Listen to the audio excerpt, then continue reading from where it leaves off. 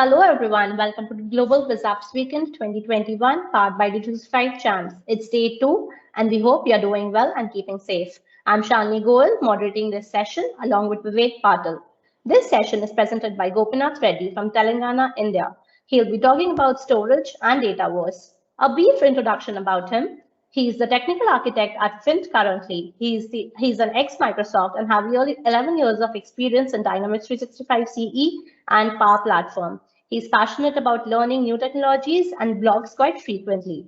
Before I hand over the session to Gopinath, I would like to mention that if you have any queries, please feel free to drop it in the chat window. We'll take them up either during the session, if possible, or during the Q&A time. Thank you again for joining in and enjoy the session. Gopinath, over to you.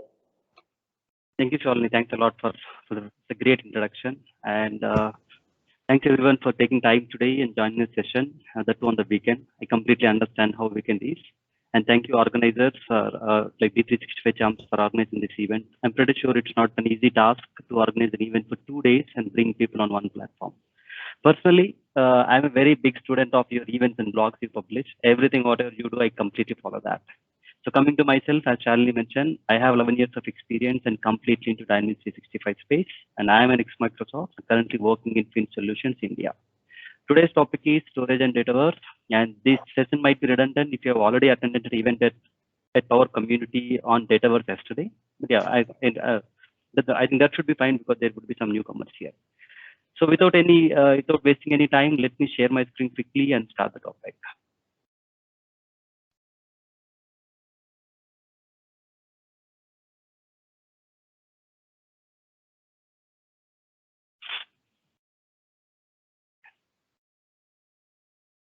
Okay.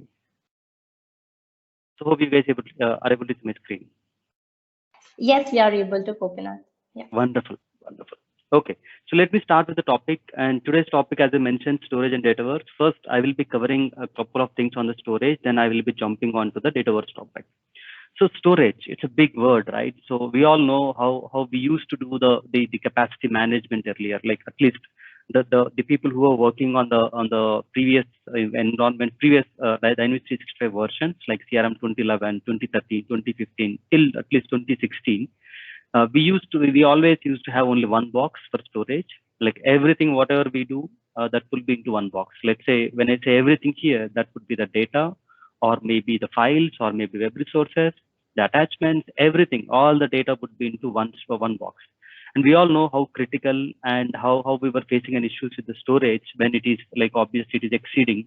We used to do a lot of our custom solutions, right? We at least personally, I myself has written a lot of code to move the documents from Dynamics 365 environments to the blob storage. And in a couple of projects, I have already used attachment management solution by MSFT Labs as well. And I have seen the projects where people were using custom solutions to move the attachments to move the documents from Dynamics 365 to the SharePoint. All these things, the only reason behind doing all these things is just to save some space. That means, and it is directly proportional to the cost. If we save the space, obviously we are saving some cost on the storage capacity. So somehow, Microsoft heard our all pains, the custom solutions, whatever we were developing in each and every call, we used to tell that, okay, this is not the way to do. And Microsoft heard our statements and they gave us this storage capacity management now. Now coming to the new storage capacity management, the database, the storage has been divided into 3 categories now. One is the database capacity, second one is the file capacity, and the other one is the log capacity. So having said this capacity management, now we really don't need of any custom solutions to move the documents or maybe attachments from D365 space to the blob or maybe SharePoint. Even the attachment management solution from Microsoft, even that has been deprecated now. If you go to the App Store and if you search for that, you will clearly see that it has been deprecated. The reason for that, in the product itself, we do have the file capacity into the separate box now, which I will be explaining like how this box works and everything. So to understand this storage capacity management, where should we go? So there is only one place. Obviously, we all know that Power Platform Admin Center, aka.ms/ppac. If you go there, you see something called resources. Then if you click on that, you'll see something called capacity. So this is the one screen you'll see. So once you click on the capacity, And this is a very nice graphical representation from the product to understand the kind of like the storage that is being involved, the consumed or maybe entitled in the instances as per the use. So let me explain each box little bit on this thing, what exactly that is being displayed on this particular screen. Okay. So the first box here, it shows the storage capacity by usage. That means in an instance, what kind of like how much database we have, how much the size of database we have, and how much we have used. In the same fashion, file, how much we have and how much we have used, and the log. So now we have the $1 million question saying that when we say database, log, file, what exactly does it mean? What kind of things will go to each capacity here? Now let's say the first one is the file. When we say file, all the attachments, the annotation base, and any custom or out of the box table that has the data type, the data type of file or maybe image will completely go into the file itself. And all web resources, whatever we develop, you call it as the PNGs or JPGs, JavaScripts, HTML, everything. Whatever we upload as part of web resource would be again part of a file capacity itself. And the ribbon metadatabase is also a part of the file storage now. Having said this one, the log is only two things so far, that it's completely into audit base, and the second one is the plugin trace log. So these two things will completely go into the log storage. Now the last one, it is the complete heart of the system, that is database only. So all our transactional data, all our business data, all the configurations, whatever we do, or the customizations, whatever we do, everything would be part of the database. So this is a kind of segregation now we have in the product out of the box, file, log, and database. The next box explains about the storage capacity by source. When we say by source here, what kind of capacity that has been entitled on the system. So when we take the organization here, when we take the tenant, the tenant itself will have the default capacity. The default capacity would be shown as a default here. And the other one we get from the user licenses, right? So user licenses is something whenever we buy some licenses. So whenever we purchase some licenses, as part of the licenses itself, we get some storage again. For example, I think Power App per plan will get 50 MB of database size and 400 MB of file storage. In the same fashion, Power App per user license will get per each license, we get 250 MB of database and the 2 GB of file. So everything would be like added here. So if you see here, the first one is the default space, whatever we have purchased, and the user licenses, whatever that is coming from the user licenses. The additional capacity, as in, so most of the times we might have to buy the additional capacity. Whatever we buy the additional capacity, that comes under the additional capacity. And the total of each storage would be displayed here. Okay. And the next tile, which is explaining here, is all about the total storage by environment. So by environment, as in, we all know in the tenant, we will be having multiple instances or multiple environments. So per each instance, what kind of storage we are. So like this particular chart will explain us, let's say, so obviously on production would be like obviously way higher than all the instances, and rest of the instances also, we can see this chart and we'll try to understand if we need to reduce or if we need to like maybe clean up some data or do something, we can obviously understand by this particular chart. So rest of the thing is the add-ons. Add-ons, right? Just now, as I explained, if you buy some licenses, that will be coming as an order. Add-ons here, app process, and all the other things will come as add-ons here. Even all the add-ons information is also shown on the summary page of that capacity. The reason of showing this one is, as I mentioned, all the user licenses capacity is also calculated by the add-ons here. That's the reason of showing this one here. The next tab, which shows under capacity, is the Dataverse. So what is this Dataverse? So Dataverse is nothing but our instances. So if you see the instance or instance information under tenant, if you have 10 instances, all the 10 instances information along with their sizes of each capacity as in the database, file, and log would be displayed here. And if you click on the download, it will give the CSV file with all the information. And if you wanted to understand for each instance, what kind of storage, like what is our storage per table or maybe per file, like, per table, if you want to understand, you just have to click on that arrow mark, which is available highlighted over there. Once you click on that, that will take you to this particular screen, which will help you to understand actual database usage of each table. So let's say here, the first box, it clearly shows that actual database usage and also the top database tables, their growth over time. So let's say here, if you see, the dates has given 01/14 and 2021 and 2/10/2021. So till this between whatever the date mentioned here, from this date to this date, what is the growth over time also we can try to understand. So this is our analytic for our analytics, right? So we can easily understand and we can take an action if there is any problem in the system.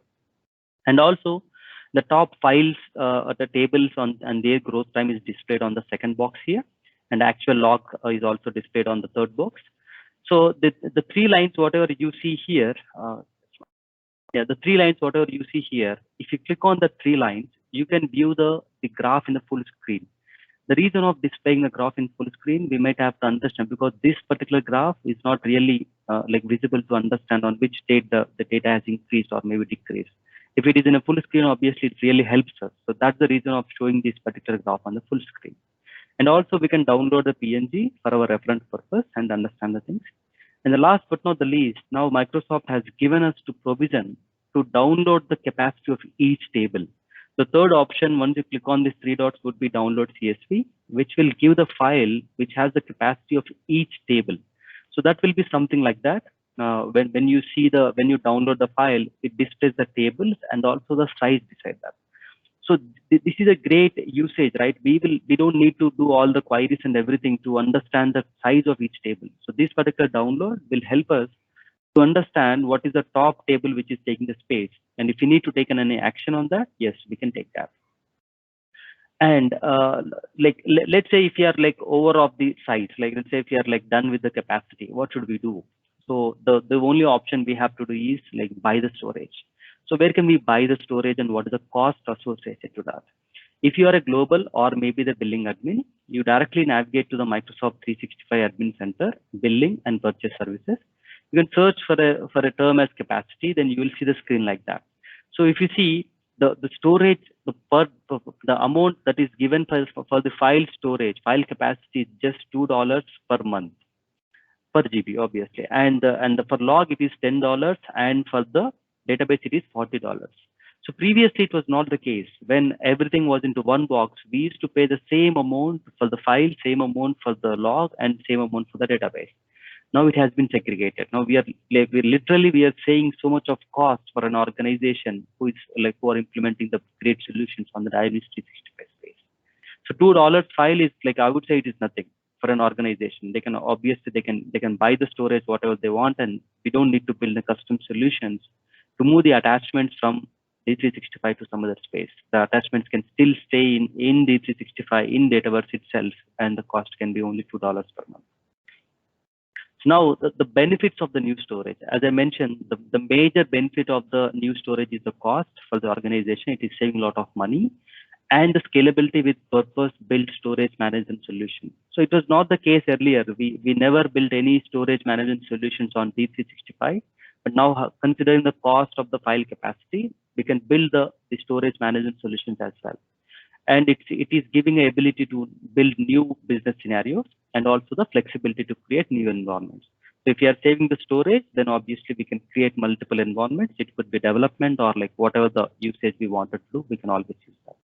Having said that, the database consumption will be done only for default production and sandbox environments. Only those instances would be counted for the consumption. Trial, preview, support, and developer environments are not at all counted for the consumption. So those are still like 0 GB and no cost for that. Now let's try to understand the capacity scenarios. Like when we say database storage is over capacity, we'll try to understand that using 3 scenarios here.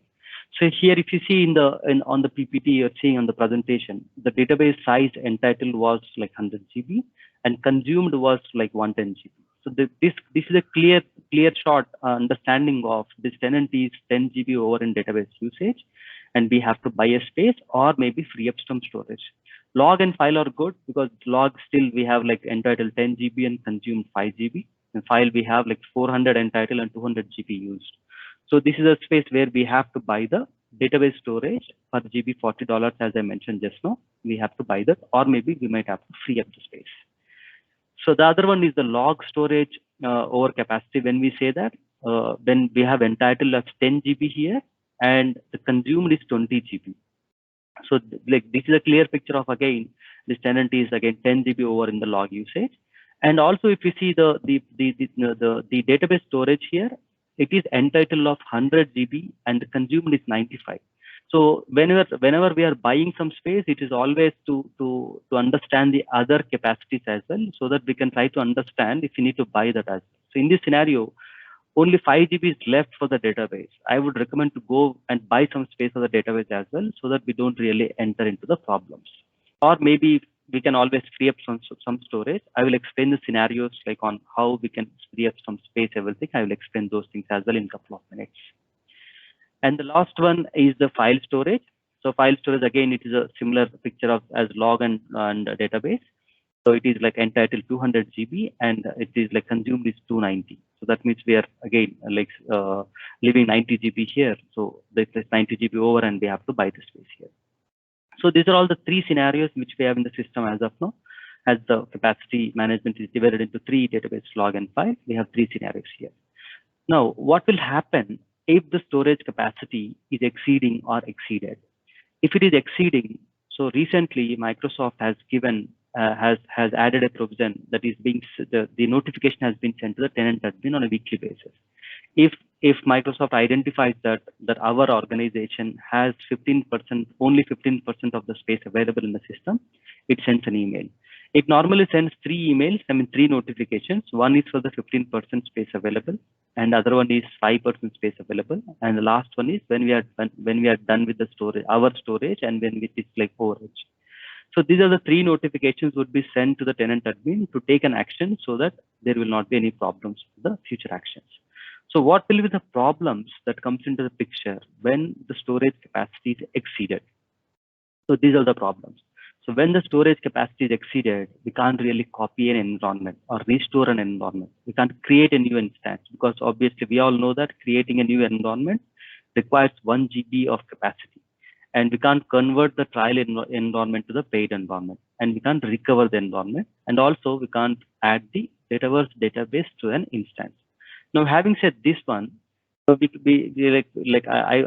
will get the question saying that when will Microsoft ask us to pay? Let's say if you are entitled for 100 GB, and if the customer has already used like 100 and they are already on 150 GB now, when should Microsoft forces us to buy the storage?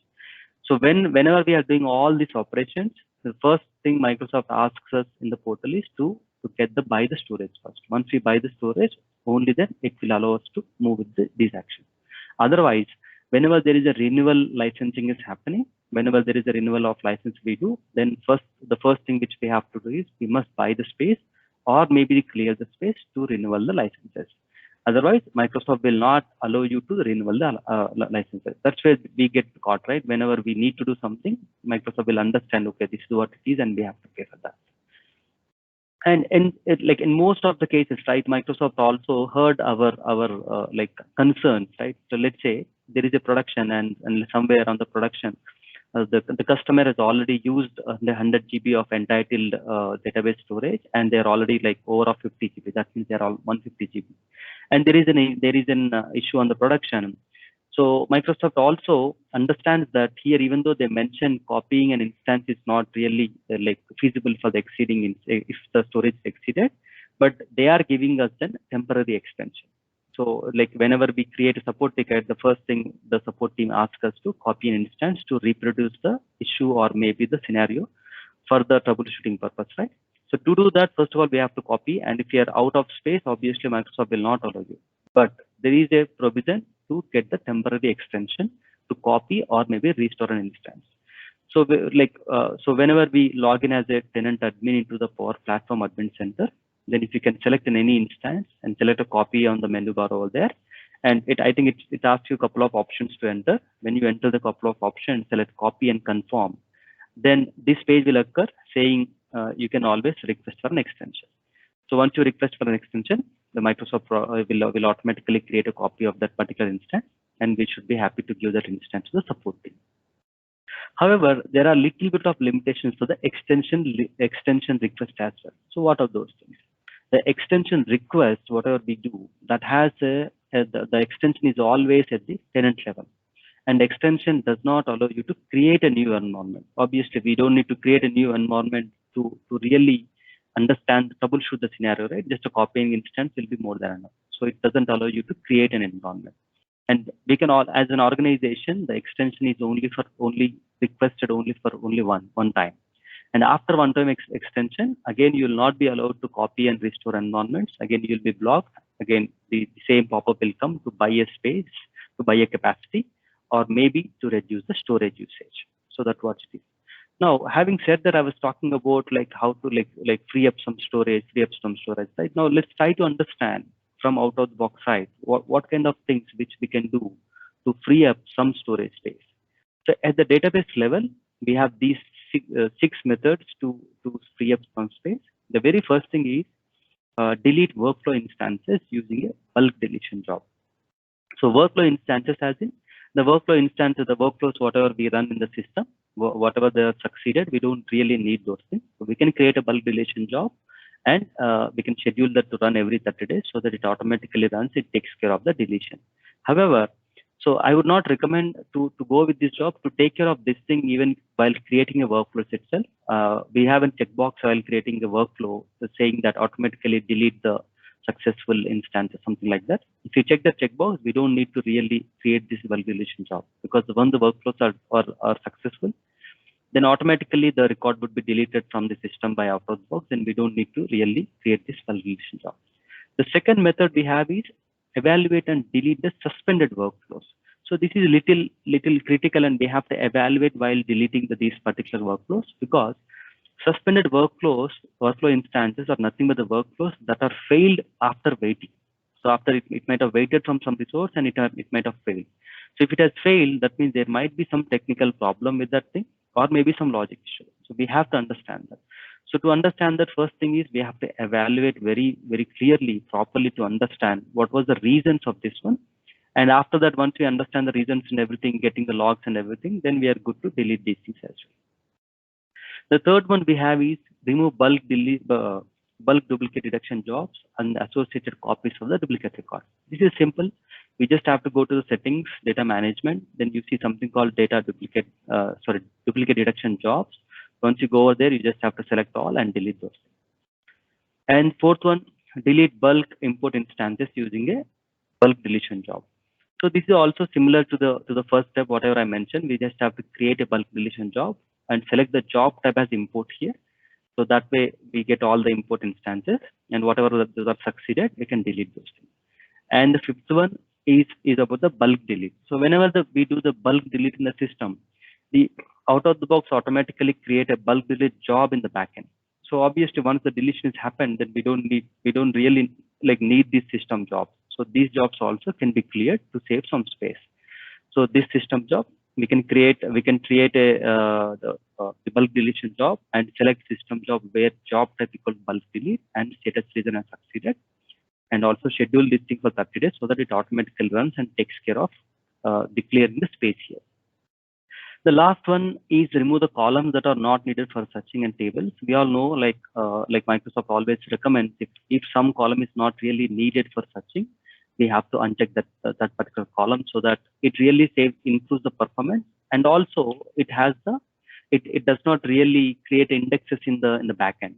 And if you are whatever the indexing that creates in the backend, that also occupies some space. So more indexes, more DB size. The reason behind this, indexes are created and optimized for peak performance, and also updated frequently by the system by analyzing the data usage patterns. So that way, it has, I think the table name would be Dataverse index something like that, which will be increasing when you add the columns for the searching.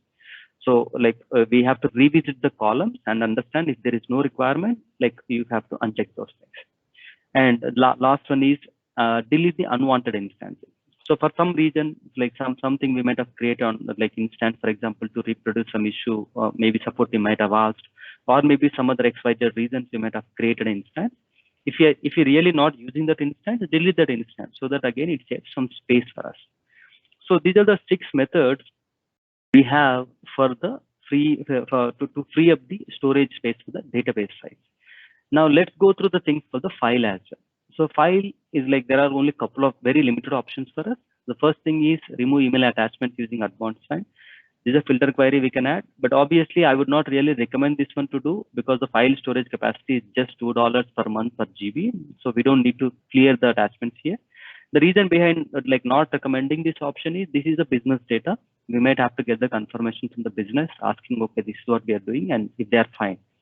So as I mentioned, like I would not really recommend this particular option, and let the attachment stay in the system. That will not harm anything in the system, which should not be having any problem.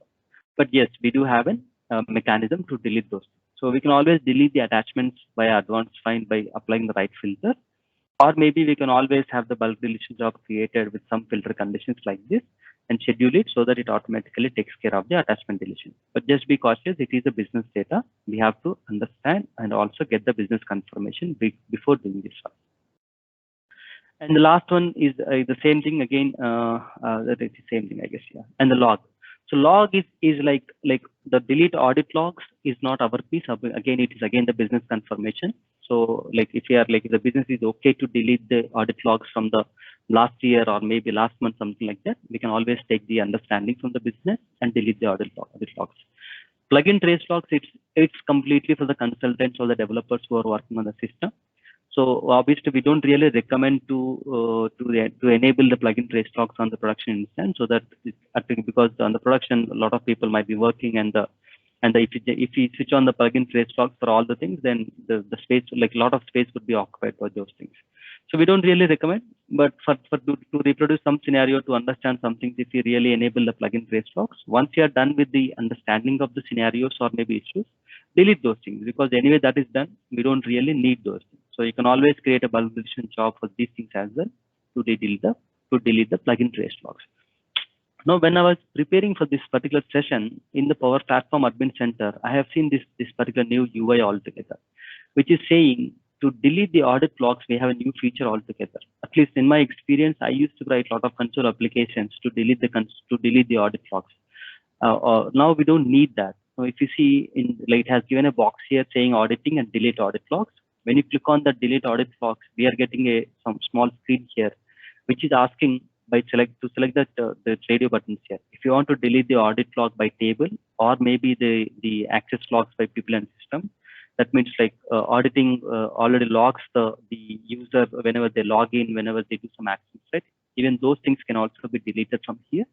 And if you want to clear all the logs from particular date, even that can be given here. It's a new experience which is coming in. At least like this saves a lot of time for the developer to not to write any custom applications to delete the audit log. So having said this one, this is all about I have on the storage. Now let's jump on to the other topic which I have, that is on the Dataverse. So what is Dataverse? Is it an Azure SQL, or is it a Cosmos DB, or is it a blob storage? In the backend, what exactly it is? We'll try to understand in this session now. So first of all, before even going to the Dataverse, let's try to understand about data. So the only one piece which we know, which and what we know is completely data. So data is a center for everything, whatever we see in the Power Platform. The source or the heart of the system is pure data.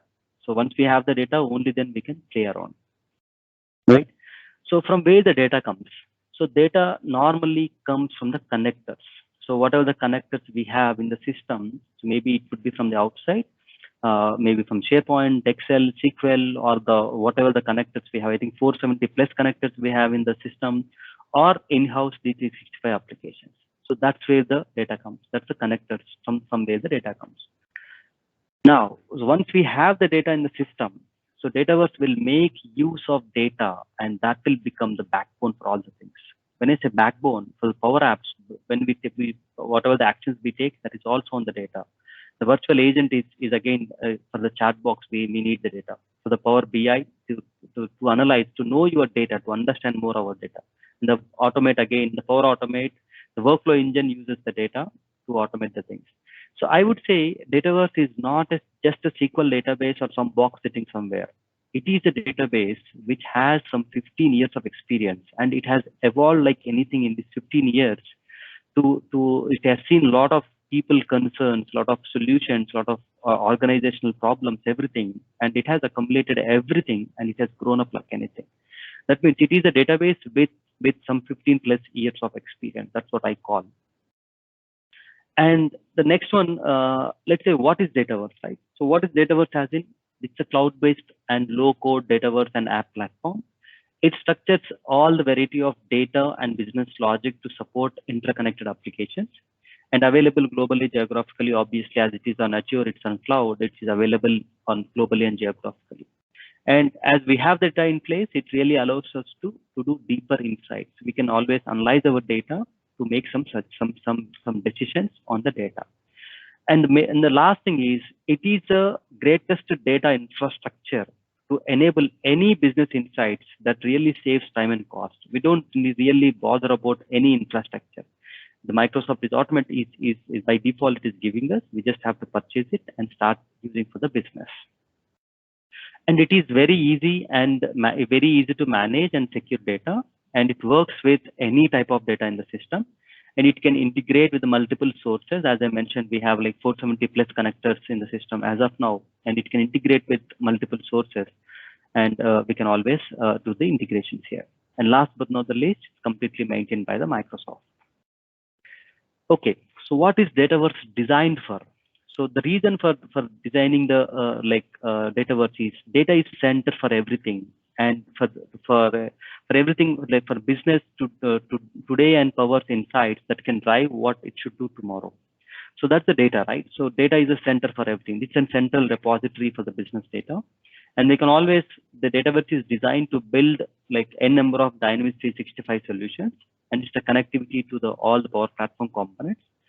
And it meets an enterprise level scalability needs and offers a service level agreement of 99.9% uptime.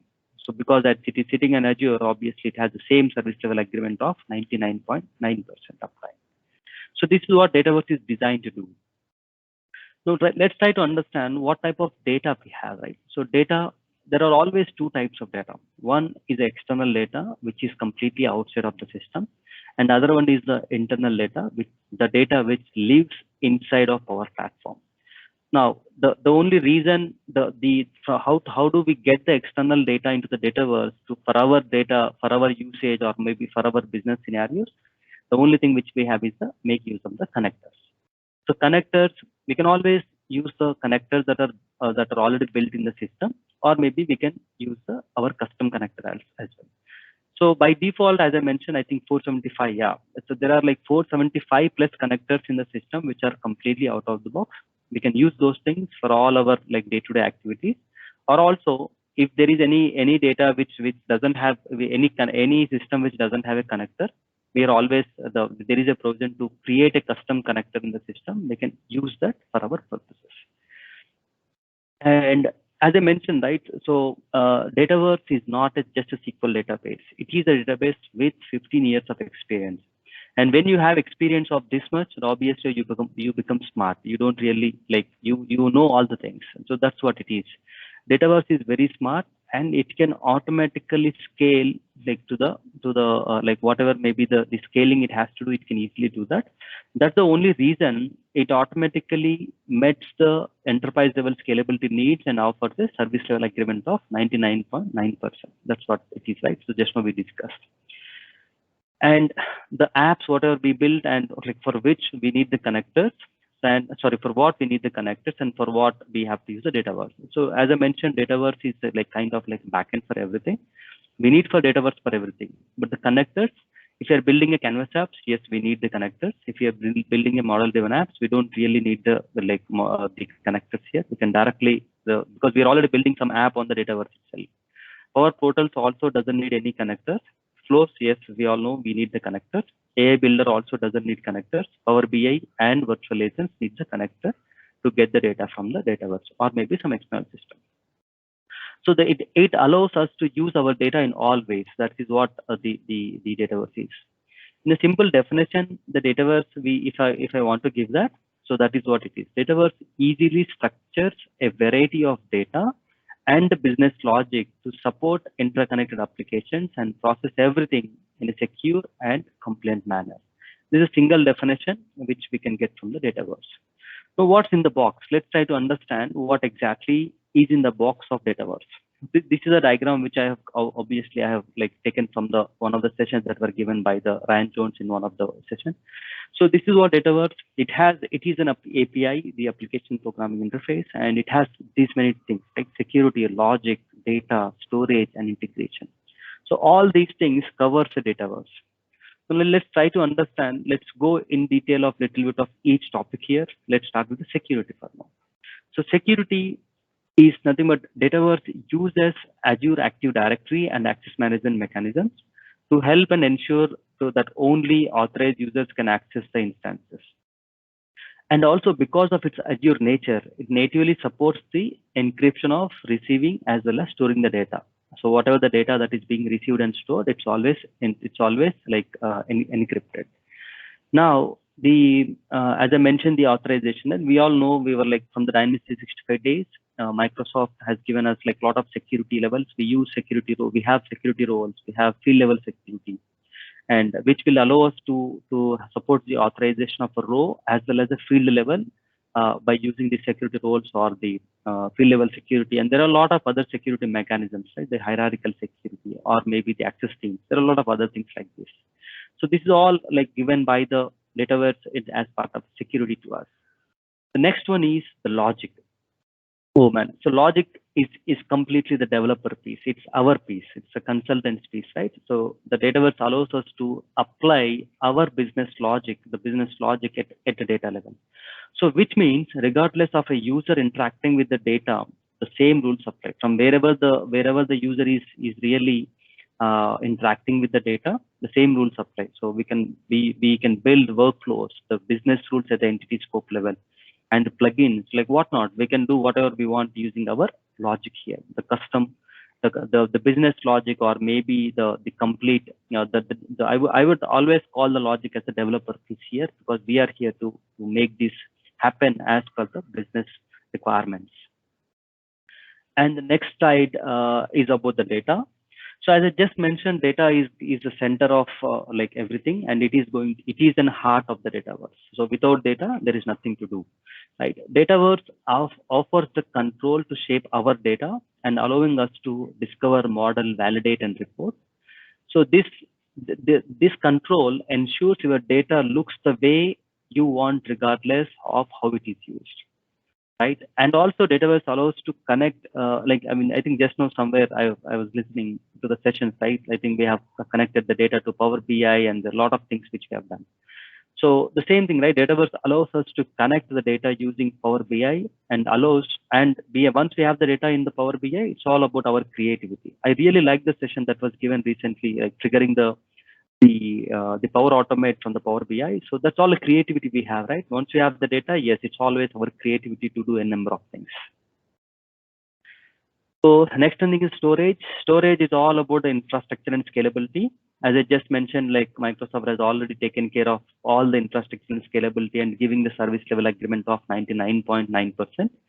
However, database supports large sets of database, so large sets and also complex data models.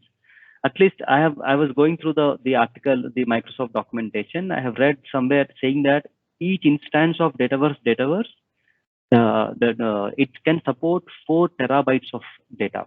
That means it can really scale up to the 4 terabytes per instance. That's so huge, right? 4 terabytes, man. Come on, it's like so huge. I would say like 1 TB itself is so huge that means like we have 4 TB now. And also the storage, every day, whatever the data we have in the system, complete Dataverse stores our physical data in the Azure cloud. So this cloud-based storage removes the burden of worrying like about where your data lives and how it scales, because it's completely taken care by Microsoft, completely taken care by the Azure cloud here. And the last one is all about the integrations. As I just mentioned, integration, we have like 475 plus connectors out of the box, which are already given. And we can also build our custom connectors to integrate the data or to get the data from multiple sources and show here. So here, Dataverse connects in different ways to support business needs, right? We can always create our own APIs or the webhooks, or maybe Data exports gives you the flexibility to get the data in and out. We can always do whatever we want. And also we can build the custom connectors. And with Power Automate, the workflow engine, whatever we have that's coming from the Power Platform, we can automate a number of, we can really connect to the sources are open now. The things are open. We can connect to any number of sources. Whatever maybe the source we have, we can easily connect using a connector, or maybe using a out-of-box connector, or maybe the out-of-box connector. And yeah, so let's say we all know we are using Dataverse and Dynamics 365 or maybe the Power Platform, everything, but in the backend it's purely the Azure. Everything is based on Azure. So now you see in the backend it is completely using all these components. The Power Platform is using load balancer, job, sandbox, all these it is using SQL Elastic, Pools, Blob, Cosmos DB, data lake storage, and it has Azure functions in the backend. It has Event Hub, it has Service Bus, everything. So this was the question I myself had kept a presentation, right? What is Dataverse? Dataverse extends Azure to the whatever you call on the Azure, complete Dataverse uses that. And also Dataverse is the largest customer of Azure. Even though Microsoft, it is both products, Dataverse again pays the amount to the Azure, right? So that way Dataverse is the largest customer. So it uses each and every component that is being there in Dataverse. So that is being there in on the Azure, it uses everything. So if you are using Microsoft Dynamics 365 or the Power Platform, then you're already using Azure like anything. So this is all about my topic today on the storage and Dataverse, and I'm open for the Q&A. It was a really great session, Gopinath. As of now, we don't have any queries. Oh, I just see a query from Srinivasa. Okay. Srinivasa, you'd like to unmute yourself and ask the same?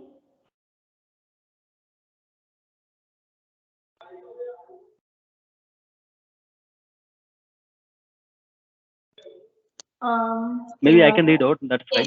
I'll just read it out. Yeah, I'll just read it out. In my organization, he says, we have more than 100+ environments and consume TBs of data. We get storage exceeded messages and we have to clean up the logs as per the request. Mostly we delete old audit logs to make some space. Is there any best practices to avoid these issues? We have to note that auditing should be enabled as per the company policy. Okay.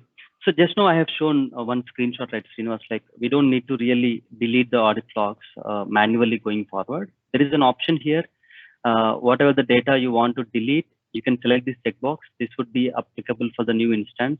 New instance as in if your instance has upgraded, then you will always see this. Let me quickly show that to you one more time. Yeah.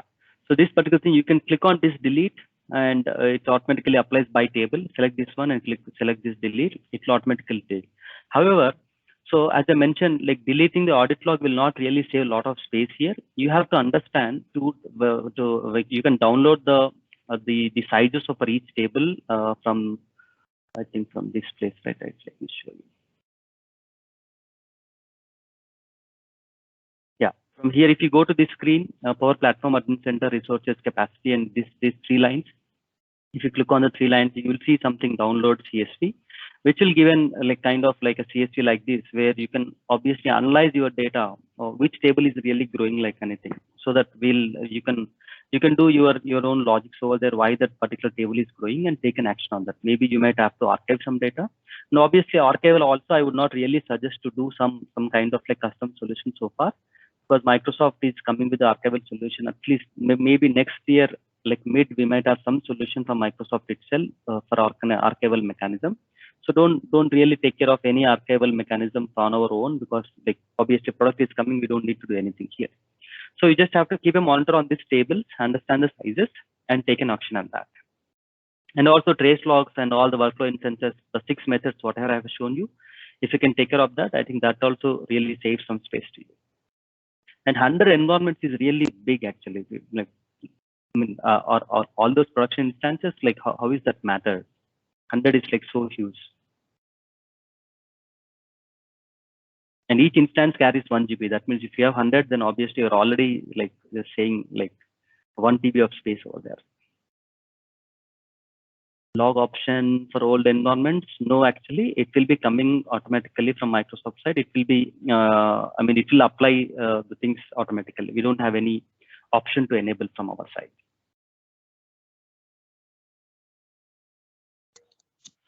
Hope that answers your query, Srinivasa. So yes, all chance we are open to questions right now. So if you have any queries, you can either unmute yourself and ask directly or drop it in the chat window.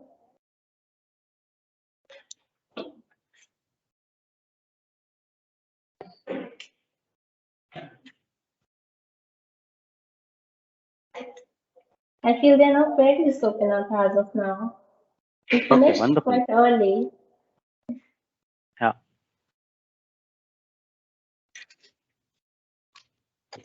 Vivek, can we stop the recording in that case? Okay, I think that's good.